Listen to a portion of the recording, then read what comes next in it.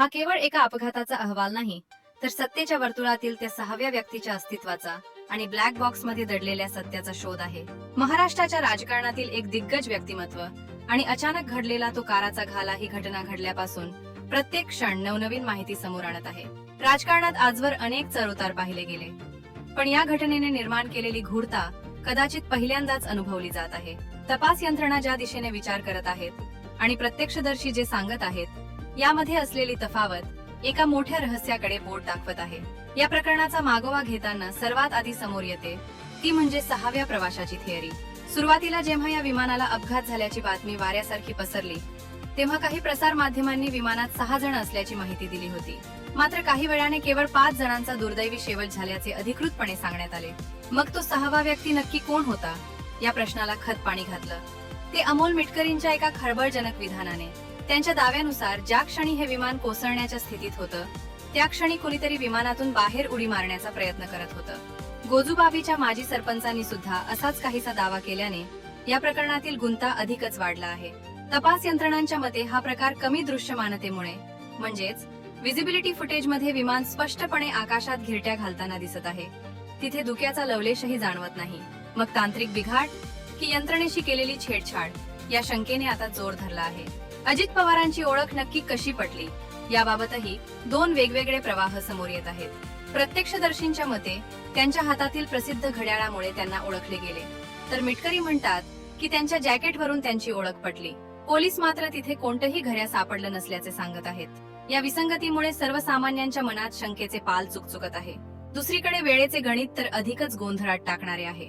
माजी मंत्री राजेश टोपे म्हणतात की त्यांना सकाळी 7:30 वाजताच या दुर्दैवी घटनेची माहिती एका कार्यकर्त्याकडून मिळाली होती.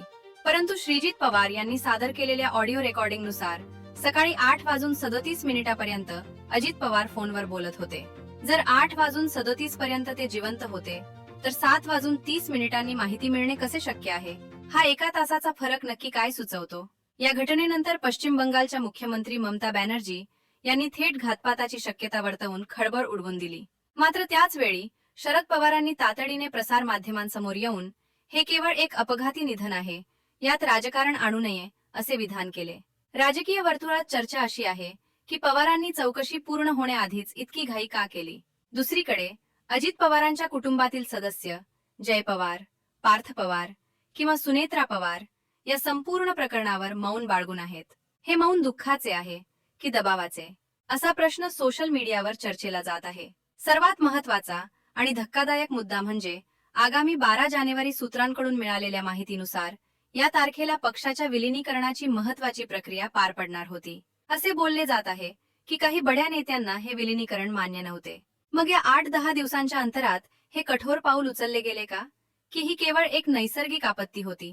प्रफुल्ल पटेल, सुनील तटकरे, छगन भुजबळ यांसारख्या ज्येष्ठ नेत्यांच्या देहबोलीकडेही आता बारकाईने पाहिले जात आहे. आता आपण या कथेच्या अशा वळणावर आलो आहोत जिथे सर्व प्रश्नांची उत्तरे सोशल मीडियावर, तर शिवाजी द बॉस चित्रपटाप्रमाणे अजित पवारांची रिॲक्टरी होईल अशा चर्चांना उदाहरण आले आहे.